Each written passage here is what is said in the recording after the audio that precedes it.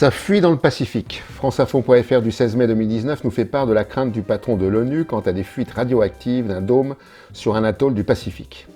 Les États-Unis se sont livrés à plus de 43 essais nucléaires pendant 12 ans sur l'atoll Eniwetok, non loin des îles Marshall dans le Pacifique. Ils y ont testé notamment la première bombe à hydrogène de 10,4 mégatonnes fin 1952. À la fin des essais sur l'île de Runit, ils ont enfoui tous les déchets contaminés résultant de l'ensemble des essais dans un cratère issu d'une explosion sans en isoler le fond. Il fut recouvert en 1979 d'un dôme de béton de 45 cm d'épaisseur.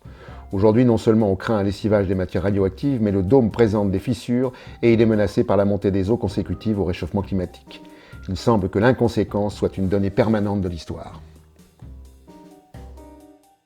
Festival de Cannes. Paillettes et poubelles dans le point.fr du 20 mai 2019.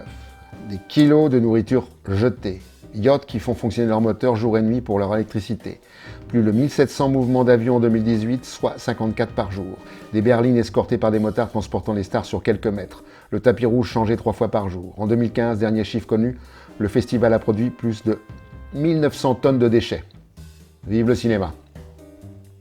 Le plastique tombe de haut dans les Pyrénées. Dans un article publié le 15 avril 2019 dans Nature Geoscience, des chercheurs du CNRS ont analysé des échantillons de neige et de pluie durant l'hiver 2017-2018 dans les Pyrénées ariégeoises à 1425 mètres d'altitude, dans une zone censée être à l'abri des activités humaines.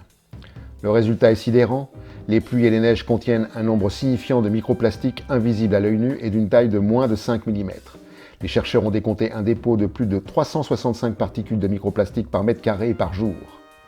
Ah, le bon air de la montagne! Des bombes à retardement dans les mers d'Europe du Nord. LCI.fr du 9 mai 2019 révèle que 3 milliards de tonnes de munitions ont été immergées par les Alliés au large des côtes de la Manche et de la mer du Nord après les victoires des Premières et Secondes Guerres mondiales. 1% de ces armes contiennent des armes chimiques, gaz moutarde ou arsenic par exemple, qui commencent à se répandre dans la mer sous l'effet de la corrosion de leur enveloppe. Des symptômes de cancer ont été constatés dans le foie des poissons avec une concentration beaucoup plus importante qu'ailleurs. Des traces de produits toxiques militaires ont également été retrouvées sur des moules vivants à proximité des dépôts de munitions. La chaîne alimentaire est affectée et pourrait toucher l'homme. La Direction régionale de l'environnement, de l'aménagement et du logement des Hauts-de-France indique qu'elle n'a pas réalisé à ce jour d'études sur la localisation, l'impact ou le traitement des munitions, submergées suite aux 2 guerres mondiales. Braves gens, dormez en paix. Tout baigne au Nebraska selon un article de Geo.fr du 12 mai 2019. Cet État du centre des États-Unis connaît depuis 2 mois des inondations exceptionnelles qui ont détruit des champs entiers, perturbé les moissons et retardé les semis. Les forêts sont dévastées, les pieds de maïs envahis par les eaux, la boue s'est installée, le sable a envahi certains champs. Le bétail meurt ou est rendu malade par les eaux sales. Les dommages sont estimés à 400 millions pour les éleveurs de bétail et 444 millions de dollars pour les céréaliers. Il y a un autre coût inestimable, la disparition de longues années d'efforts pour régénérer, entretenir et accroître la fertilité et la productivité des sols à l'aide d'éléments nutritifs. Les cultures humaines sont décidément bien fragiles. À bientôt pour la suite.